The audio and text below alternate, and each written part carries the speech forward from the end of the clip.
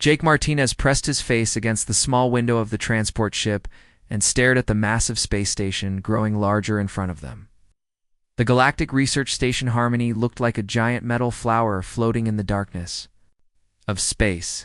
Its silver petals stretched out in all directions, each one bigger than any building Jake had ever seen on Earth. "First time seeing an alien space station?" asked the pilot, a friendly woman from Mars Colony. "Yeah," Jake said, not taking his eyes off the view. "It's incredible." The pilot smiled. "Wait until you see what's inside. That place houses researchers from 12 different alien species. You're going to have quite an adventure." Jake felt his stomach twist with excitement and nervousness. At 28 years old, he had spent his entire career studying biology. But he had never imagined he would be chosen for this program. The Galactic Cultural Exchange was humanity's first real chance to work closely with alien species. 50 humans had been selected from millions of applicants. The transport ship docked with a soft thud. Jake grabbed his single bag and followed the pilot through the airlock. The moment he stepped into the station, he knew he wasn't on Earth anymore. The air smelled different, like flowers mixed with something he couldn't identify. The walls were covered in patterns that seemed to move when he wasn't looking directly at them. Strange music played softly from speakers he couldn't see. "Welcome to Station Harmony," said a voice behind him. Jake turned to see a tall, thin creature with green skin and 4 arms. The being wore a uniform with symbols Jake didn't recognize. "I am Commander Vex. You must be the new human researcher." "Yes, sir. Jake Martinez." Jake wasn't sure if he should shake hands or bow or do something else entirely. He settled for a simple nod. "Follow me, Commander," Vex said. "To your assignment." They walked through corridors filled with beings Jake had only seen in pictures. A group of small, furry creatures with 6 legs scurried past, chattering in high-pitched voices. A massive being that looked like a walking tree nodded politely. As they passed, Jake tried not to stare, but everything was so new and strange. "Your species is very young," Commander Vex explained as they walked. "Most of the beings here come from civilizations that have been traveling between stars for thousands of years. You will need to prove that humans can contribute something valuable to our research." Jake felt the weight of that responsibility. He wasn't just representing himself. He was representing all of humanity. They stopped in front of a door marked with symbols in several different languages. One of them, Jake was pleased to see, was English. "This is your laboratory, Commander," Vex said. "You will be working with a Zephyrian researcher. They are one of the oldest and most advanced species in our galaxy. Try not to embarrass your species." The door slid open, and Jake stepped inside. The laboratory was larger than his entire apartment back on Earth. Strange machines hummed quietly. Along the walls, holographic displays showed data he couldn't understand. But what caught his attention was the figure standing at the far end of the room. She was tall, at least 7 feet, with skin that looked like it was made of blue crystal. Her hair was long and silver, and it seemed to move on its own, even though there was no wind. But what made Jake's breath catch was the way patterns of light moved across her skin, like someone was projecting a movie onto her body. She turned when she heard them enter, and Jake saw that her eyes were the same deep blue as her skin, but they seemed to hold tiny stars. Her face was beautiful in a way that was completely different from human beauty. It was perfect and symmetrical, like a work of art. "This is Lyra," Commander Vex said. "She will be your research partner." Lyra looked Jake up and down with obvious disappointment. When she spoke, her voice was like music, but her words were cold. "This is the human?" she asked. "He looks very small and weak." Jake felt his face turn red. "I'm actually pretty average for a human," he said. "Average," Lyra repeated, like the word tasted bad. "How unfortunate." Commander Vex made a sound that might have been laughter. "I will leave you two to get acquainted. Your first research assignment is on my desk. You have 1 month to produce results." The door slid shut behind him, leaving Jake alone with Lyra. The silence stretched between them like a wall. "So," Jake said finally, "what kind of research do you normally do?" Lyra moved to one of the machines and began pressing buttons. Patterns on her skin shifted to a darker blue, I studied genetic patterns in primitive species. Suppose you will be my next subject. Actually, I'm here to work with you, not to be studied by you. Lyra stopped what she was doing and turned to face him. Work with me.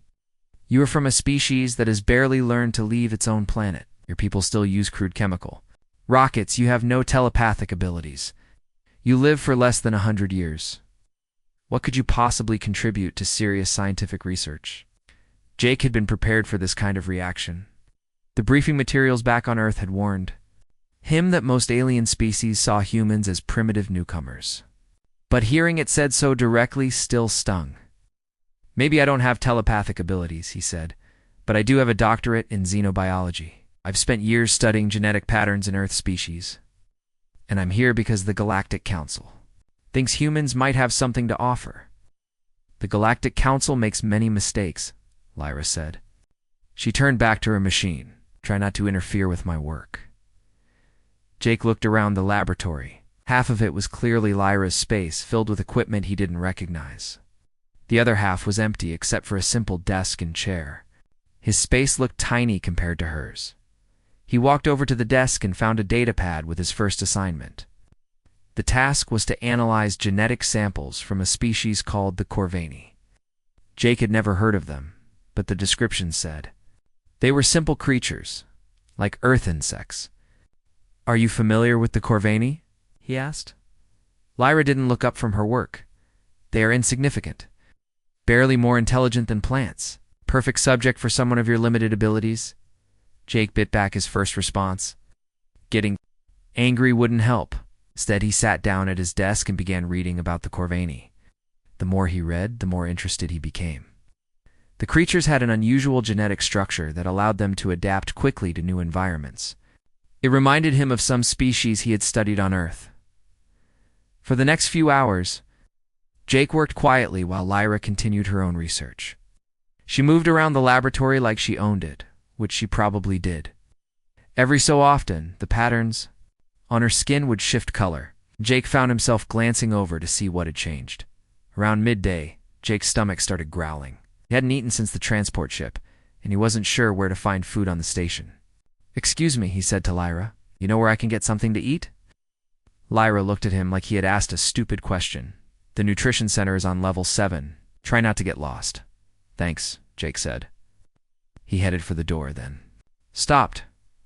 Would you like me to bring you anything? For the first time since he had arrived, Lyra looked genuinely surprised. You would do that? Sure, we're working together, right? Yeah. The patterns on her skin shifted to a lighter shade of blue. Zephyrians do not eat the same foods as humans. Our nutritional requirements are very different. Oh, okay, well, if you change your mind, just let me know. Jake left the laboratory and spent the next hour exploring the station. The nutrition center was amazing, offering food from dozens of different worlds. He tried to imagine what Lyra might eat, but he had no idea. When he returned to the laboratory, Lyra was still working. She didn't look up when he entered, but Jake noticed that the patterns on her skin were a softer blue than before. He sat down at his desk and continued reading about the Corvani. The more he learned, the more he realized that these creatures weren't as simple as everyone thought. Their genetic adaptability was actually incredibly sophisticated. It was the kind of thing that could revolutionize understanding of evolution. Jake began making notes, his excitement growing. Maybe he was just a primitive human from a young species, but he had spent years studying adaptation and evolution. He might actually be able to contribute something valuable to this research. As the day wore on, Jake became absorbed in his work. He barely noticed when Lyra left for a while and returned with what looked like glowing fruit. He was too busy discovering patterns in the Corvani genetic structure that the previous research had missed. What are you doing? Lyra's voice suddenly asked from right behind him. Jake jumped. He hadn't heard her approach. Just analyzing the Corvani samples. I think there might be something important here that was overlooked. Lyra looked at his notes, her expression skeptical. Show me. Jake pulled up his data on the holographic display. Look at this pattern here. Everyone assumed it was random. Genetic drift. But if you compare it to similar patterns in Earth species, it's actually a sophisticated adaptation mechanism. Lyra studied the display for a long moment. The patterns on her skin shifted through several colors. "Interesting," she said finally, "but probably wrong." "Maybe," Jake said. "But it might be worth investigating further." For the first time since he had arrived, Lyra looked at him without obvious disdain. "We shall see," she said. Jake smiled. It wasn't much, but it was a start. 3 weeks had passed since Jake arrived at Station Harmony, and the laboratory no longer felt completely foreign to him. He had learned to operate most of the basic equipment, though the more advanced machines still made him nervous. Strange humming sounds that had kept him awake his first few nights now seemed almost comforting. Lyra still treated him with cool politeness, but Jake noticed small changes. She no longer made comments about his primitive nature every day. Sometimes, she would explain how a piece of equipment worked without him asking. Once, she had even corrected his pronunciation of a Zephyrian scientific term without mocking him. "The genetic sequencer is malfunctioning again," Lyra announced one morning, her skin patterns flashing an angry red color. "This is the 3rd time." This month, Jake looked up from his own work. Over the past weeks, he had been studying the Corvini samples and had made several discoveries that surprised even him. The creatures were far more complex than anyone had realized, and his Earth-based knowledge of adaptation was proving valuable. "What's wrong with it?" Jake asked. "The quantum alignment matrix is unstable," Lyra said, pressing various controls. With growing frustration, it keeps losing calibration during long sequence runs. Jake had learned that when Lyra's skin turned red, it meant she was upset or angry. When it was the soft blue he had first seen, she was calm. When it shifted to purple, she was thinking hard about something. He had started to read her moods through her colors almost as well as through her words. "Can I take a look?" Jake asked. Lyra stepped back from the machine, her patterns shifting to a skeptical orange. "Do you know how to repair quantum genetics? Equipment?" "Well, no," Jake admitted. But I'm pretty good at fixing things. Sometimes a fresh perspective helps." "This is not a broken transport vehicle," Lyra said. "This is precision scientific equipment worth more than your entire planet's yearly budget." "Shh," Jake winced. He was getting tired of being reminded how poor in primitive Earth was compared to the rest of the galaxy. "I understand that, but what do you have to lose? If I can't help, you're no worse off than you are now." Lyra considered this for a moment. The patterns on her skin shifted through several colors before settling on a cautious yellow. "Very well, but do not touch anything without asking first." Jake approached the machine carefully. It was about the size of a refrigerator, covered in panels that showed scrolling data and flashing lights. He couldn't read most of the displays, but he could see that something was definitely wrong. The readings were jumping around wildly instead of holding steady. "Tell me what it's supposed to do," Jake said. "It analyzes genetic sequences by breaking them down into quantum components," Lyra explained. "Each gene has a specific quantum signature. The machine reads these signatures and creates a map of the entire genetic structure." Jake nodded, though he only understood about half of what she had said. "And it's losing calibration during long runs?" "Correct. It starts perfectly, but after about 6 hours, the readings become unstable. Eventually, it shuts down completely." Jake studied the machine for several minutes. He walked around it, looking at it from different angles. He noticed that one side of the machine was closer to the wall than the other sides. "Does this thing generate heat?" he asked. "Of course, all precision equipment generates heat. That is why it has cooling systems." "But what if the cooling systems aren't working properly?" Lyra's patterns shifted to purple, her thinking color. "The cooling systems are functioning within normal parameters." "Can you show me?" Lyra brought up a diagnostic display. Jake couldn't read the symbols, but he could see that most of the readings were in the green range, which he assumed meant normal. "This reading here," Jake said, pointing to one that was yellow instead of green. "What does that mean? Thermal variance in the secondary cooling matrix?" Lyra read. "But it is within acceptable limits." "What if it's not, though?" Jake asked. "What if the acceptable limits are wrong for long-term operation?" Lyra stared at him. "That is impossible. These machines have been used for centuries. The specifications are perfect." "On Zephyria, maybe," Jake said. But this is a space station. Different gravity, different air pressure, different everything. What works perfectly on your home planet might not work the same way here. The patterns on Lyra's skin began shifting rapidly through different colors. Jake had never seen her do that before. "You are suggesting that centuries of Zephyrian engineering are wrong?" she asked. "I'm suggesting that maybe the machine needs to be adjusted for the conditions here," Jake said carefully. "On Earth, we have a saying, when you move to a new place, you have to adapt to the local conditions." Lyra was quiet for a long time. Jake watched her skin patterns cycle through blues and purples and yellows. Finally, she spoke. "Show me what you think we should do?" Jake felt a flutter of excitement. "Well, first we need to improve the cooling on this side of the machine. It's too close to the wall, so the heat isn't dissipating properly. If we move it just a little bit, or add some kind of heat sink, ... we cannot move the machine," Lyra said. "It is connected to the station's power grid, then we need to find another way to deal with the heat." Jake looked around the laboratory. "What about some kind of cooling unit? Maybe we could redirect the airflow?" Lyra studied the machine with new interest. "There is a portable cooling unit in storage, but using it would require recalibrating the entire system. Is that hard to do?" "It is ... complex. It would take several hours." Jake could see that she was torn between wanting to solve the problem and not wanting to admit that a human might have found a solution that Zephyrian engineers had missed. "What if we try it?" Zephyr suggested. "If it doesn't work, we can always change it back." Lyra looked at him for a long moment. Then, without saying anything, she walked to a storage cabinet and retrieved a small, humming device.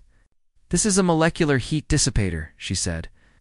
"If your theory is correct, it should stabilize the quantum alignment matrix." Together, they positioned the cooling unit next to the genetic sequencer. Jake watched as Lyra connected it to the main machine with cables that seemed to move on their own. Then she began the long process of recalibrating the system. "This process requires great precision," she said as she worked. "One mistake could damage the entire machine." "I'll stay quiet," Jake promised. But as Lyra worked, she began explaining what she was doing. Jake realized that she was actually teaching him about the machine's operation. Skin patterns had settled into a steady blue-green color that he had never seen before. "Each quantum signature has a specific resonance frequency," she explained. "The machine must be tuned to detect these frequencies without interference from external sources." "Like heat," Jake said. "Exactly like heat." Lyra paused in her work and looked at him. "How did you know that heat would affect quantum resonance?" Jake felt his cheeks turn red. "I didn't, not really. Just know that heat affects pretty much everything. When things get too hot, they stop working properly." "That is remarkably simple logic," Lyra said. "Is that bad?" "No," Lyra said, and for the first time since he had met her, she almost smiled. "It is refreshingly practical." The recalibration took 4 hours. When it was finished, Lyra ran a test sequence. The machine hummed smoothly, and all the readings stayed steady. "We will need to run a full sequence to be certain," she said. "The initial results are promising." "How long does a full sequence take? 12 hours? Jake grinned. "Perfect. We'll know by tomorrow morning." They set up the long test run and left the machine to work overnight. When Jake arrived at the laboratory the next morning, he found Lyra already there, staring at the displays with an expression of amazement. "It worked," she said. "The entire sequence completed without any errors. The quantum alignment remained stable for the full 12 hours. "That's great," Jake said. "So we solved the problem?" Lyra turned to face him, and Jake saw that her skin patterns were a bright, shimmering gold color he had never seen before. "We solved the problem," she said. "You solved the problem?" Jake felt a warm glow of pride. "We worked on it together." "Yes," Lyra said, and this time she definitely smiled. "We did." From that day forward, their relationship began to change. Lyra started asking Jake's opinion on other problems. She showed him how to use more of the advanced equipment. She even began sharing stories about Zephyria and her people. In return, Jake told her about Earth. He described forests and oceans, mountains and deserts. He explained how humans had learned to live in every environment on their planet, from frozen polar regions to burning deserts. "Your species is very adaptable," Lyra observed one day. "It is, Impressive. We have to be, Jake said. We don't have telepathic abilities or advanced technology.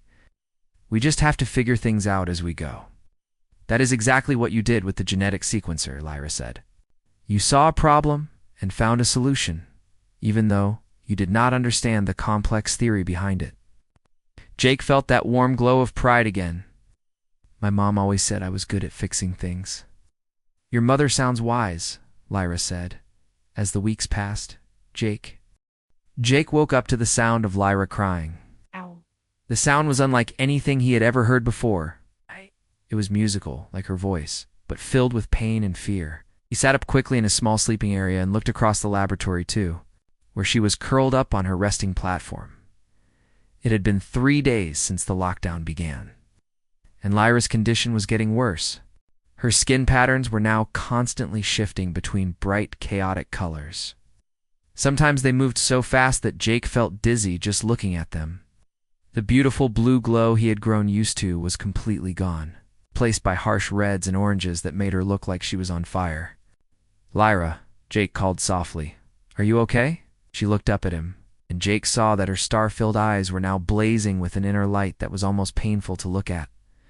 I cannot make it stop, she whispered. The thoughts, the feelings, they are too strong.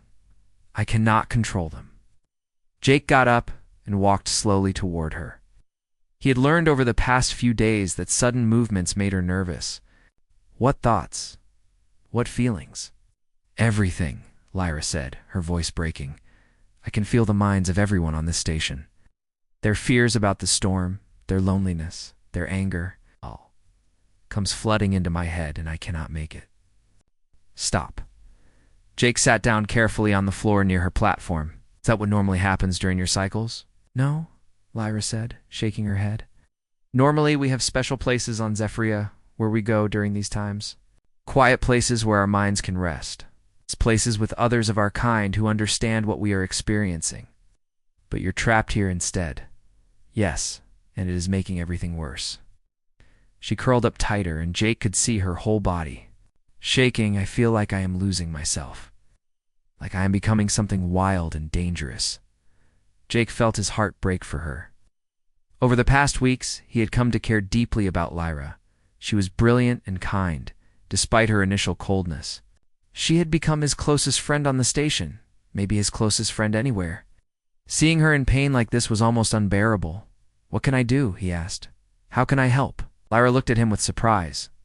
You want to help? No. I am dangerous right now. You're not dangerous? Jake said firmly. You're suffering. There's a difference. Other species would run from me, Lyra said. Or they would try to take advantage of my weakened state. That is why we isolate ourselves during these times. Well, I'm not other species, Jake said. I'm human, and humans don't abandon their friends when they need help. Lyra stared at him for a long moment. You truly consider me your friend? Of course I do. You're one of the best people I've ever met. The patterns on Lyra's skin shifted to a softer color, though they were still moving chaotically. I do not deserve your kindness. Everyone deserves kindness, Jake said. Now, tell me what you need. What would help you feel better? Lyra was quiet for a moment. On Zephyria, we have certain sounds that calm our minds during these times. Resonates with our telepathic frequencies. And we have plants that produce chemicals that help stabilize our emotions. I don't have any of those things here, Jake said, but maybe I can find something similar. Do you have any recordings of the music? In my personal data storage, Lyra said, but the station's audio system is not designed for Zephyrian frequencies. Jake smiled. Let me worry about that.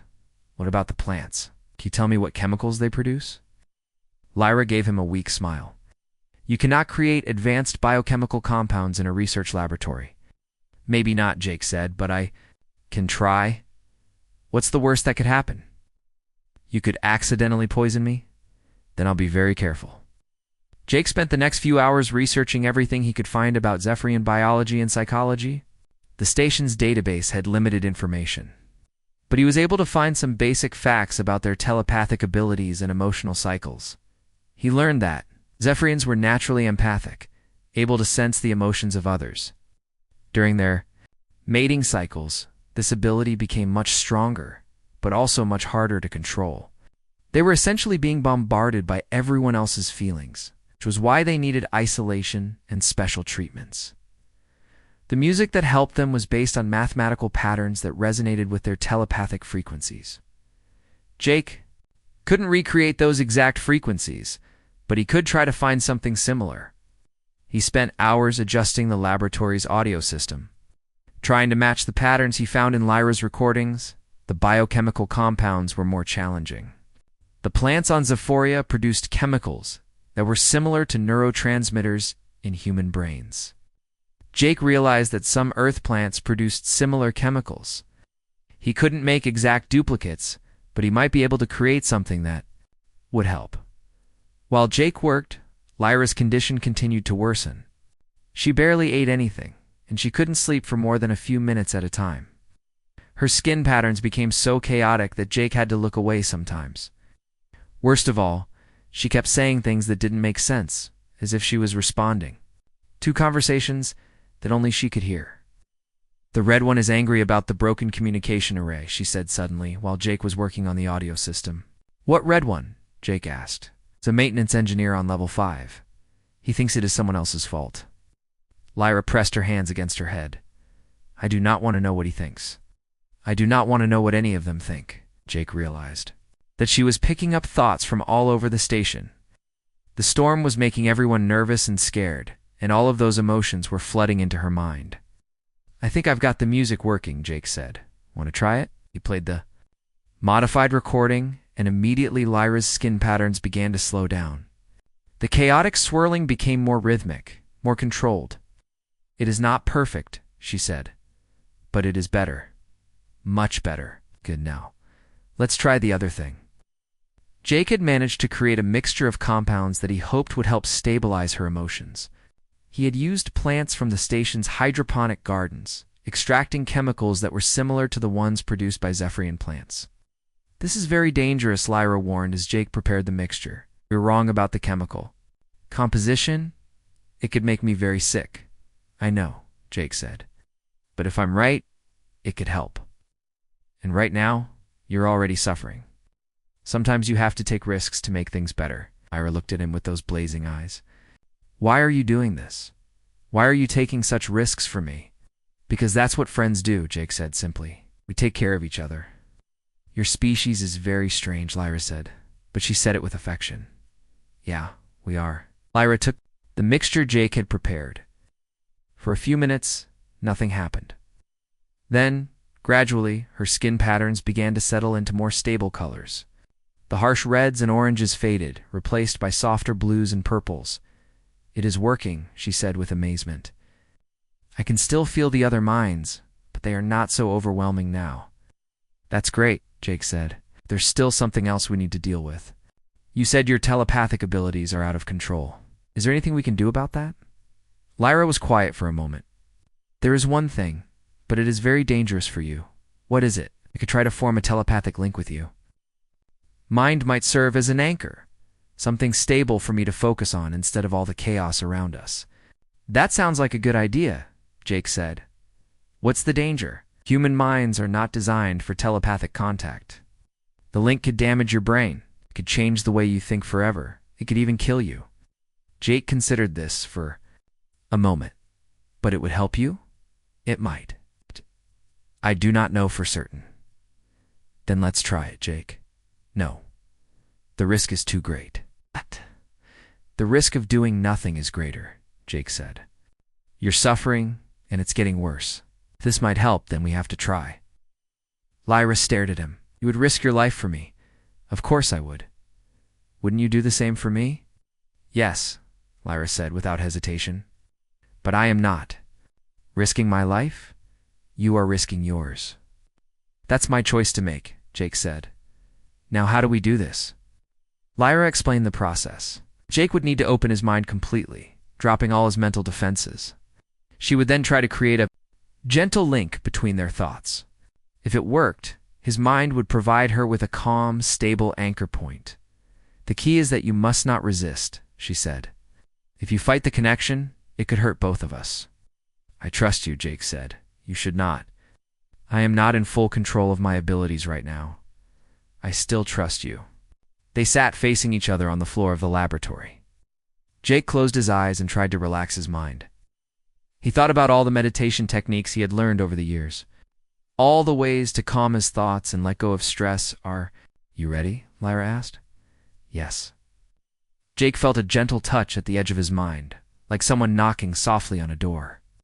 He opened himself to it, and suddenly he was aware of Lyra's presence in his thoughts.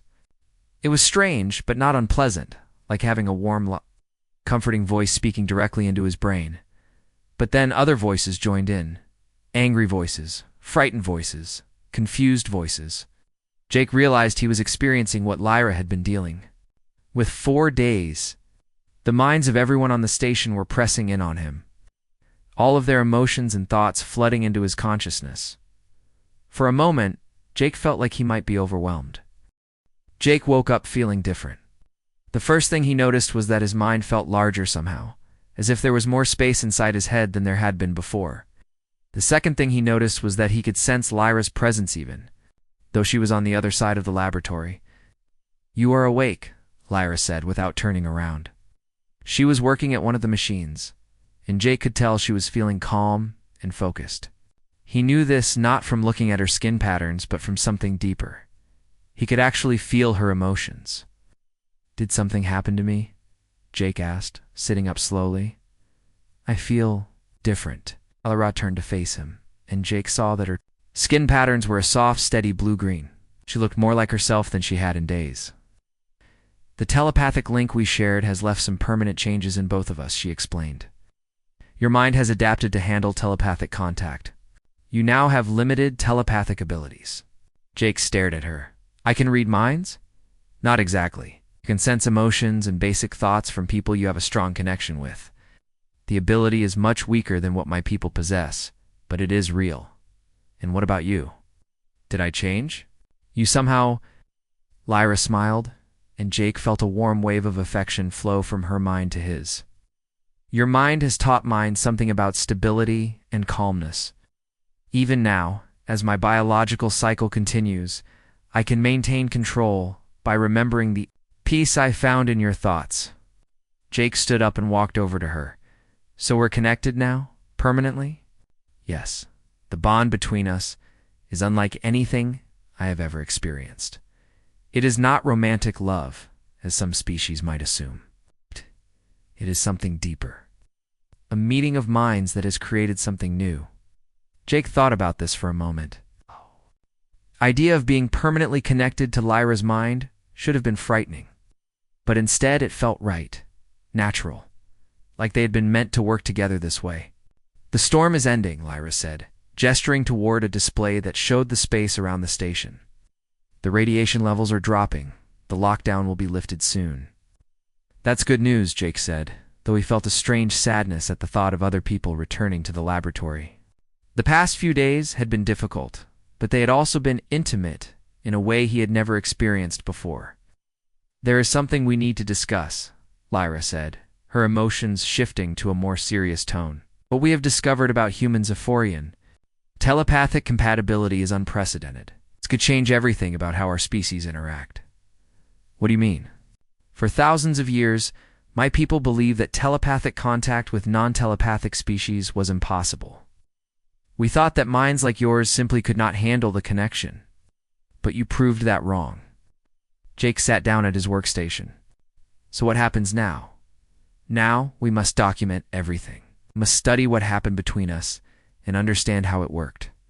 And then we must share this knowledge with both our peoples. Over the next several hours, they worked together to record their experiences. Jake described what the telepathic link had felt like from a human perspective, while Lyra analyzed the biological and psychological changes that had occurred in both of them. What they discovered was remarkable. Adapted to handle telepathic contact, it had actually improved the connection by providing something that Zephyrian minds lacked, where Zephyrian telepathy was precise and controlled. Human thoughts were chaotic and creative. The combination of the two had created a mental link that was more stable and powerful than anything either species could achieve alone. Your mind works differently than ours, Lyra explained as she reviewed their data. Zephyrian thoughts follow logical patterns. They are organized and predictable. But human thoughts jump from idea to idea in ways that seem random but are actually deeply creative. Is that good or bad? It is extraordinary. When our minds connected, your creativity helped me find new ways to organize and control my telepathic abilities. And my telepathic abilities helped you access parts of your mind that humans normally cannot reach. Jake felt a surge of excitement. So we make each other better? Much better. Together, we can do things that neither of our species can do alone. When the lockdown was finally lifted, Commander Vex was one of the first beings to visit their laboratory. He stopped in the doorway and stared at them both for a long moment. "You both look different," he said finally. "We are different," Lyra replied. "We have made a discovery that will change interspecies relations forever." Jake and Lyra spent the next hour explaining what had happened during the storm. Commander Vex listened with growing amazement as they described the telepathic bond they had formed and the abilities it had given them. "You're certain about this?" Commander Vex asked. "A human can truly form a stable telepathic link with a Zephyrian?" "Not just any human," Lyra said. "Jake's mind has unique qualities that made the connection possible. But if we can understand those qualities, we might be able to teach other humans to do the same thing. And this would benefit both species. It would benefit all species," Jake said. "Telepathic communication could solve so many problems. Language barriers, cultural misunderstandings, conflicts caused by poor communication." Commander Vex looked thoughtful. "This must be reported to the Galactic Council immediately. If what you claim is true, it could revolutionize our entire civilization." Of their discovery spread quickly throughout the station. Scientists from all 12 species came to visit their laboratory, eager to learn about human-Sphorian telepathic bonding. Jake found himself demonstrating his new abilities again and again. Showing how he could sense emotions and share simple thoughts with Lyra. Dr. Chen, another human researcher on the station, was particularly excited. "Jake, do you realize what this means? You've just proven that humans have telepathic potential. We're not just a primitive species after all." "We were never primitive," Jake said. "We're just different. And sometimes different is exactly what the galaxy needs." 2 weeks later, Jake and Lyra were invited to present their findings to the Galactic Council. They traveled to the council chambers on the capital world of the Galactic Federation, a massive space station that housed representatives from hundreds of different species. Standing before the council, Jake felt nervous but determined. This was humanity's chance to prove that they belonged in the galactic community. "Honored council members," Lyra began, "we are here to present evidence of a new form of interspecies cooperation. The human researcher Jake Martinez and I have successfully formed a permanent telepathic bond that enhances the abilities of both our species, showing brain scans and telepathic recordings that prove the reality of their connection." Jake demonstrated his abilities, sharing thoughts and emotions with Lyra in real time while the council watched. When they finished their presentation, the chamber was silent for a long moment. Then an elderly being from a species Jake didn't recognize stood up. "If this is real," the being said, "it suggests that humans possess mental abilities we have not recognized. They may be more valuable as galactic citizens than we previously believed." "The evidence is clear," said another council member. "Humans have demonstrated the ability to form stable telepathic bonds with Zephyrians. This could lead to new forms of communication and cooperation between all species." Over the following months, Jake and Lyra's work became the foundation for a new field of study, interspecies mental bonding. Teams of researchers from across the galaxy came to study their techniques. Some humans proved to have the same telepathic potential that Jake had shown, while some Zephyrians were able to form bonds with other species as well. Jake found himself traveling to different worlds, teaching others how to form the mental connections that had changed his life. He was treated with respect and admiration. Humans were no longer seen as primitive newcomers. They were recognized as a species with unique mental abilities that could benefit the entire galaxy. But the most important change was in his relationship with Lyra. Their bond had grown stronger over time, and they had become true partners in every sense of the word. They worked together, traveled together, and shared their thoughts and experiences in ways that no two beings had ever done before. "Do you ever regret what happened during the storm?" Lyra asked him one day as they watched. The sun set from the observation deck of a research station orbiting a distant star. "Never," Jake said. "That storm brought us together in a way that changed everything. It's not just for us, but for our entire species." "Your people have a saying about every cloud having a silver lining," Lyra said. "I believe that storm was the best thing that ever happened to both of us." Jake smiled and reached out with his mind to touch hers. Even after all this time, the connection between them still amazed him. Through their bond, he could feel her contentment, her joy, and her deep affection for him. "I think you're right," he said. "Sometimes the most unexpected encounters lead to the most extraordinary discoveries." Their story became legend throughout the galaxy. The human who risked everything to help his alien friend, and the alien who opened her mind to a species she had once considered primitive. Together, they had proven that understanding and cooperation could overcome any barrier, even the barriers between completely different forms of life.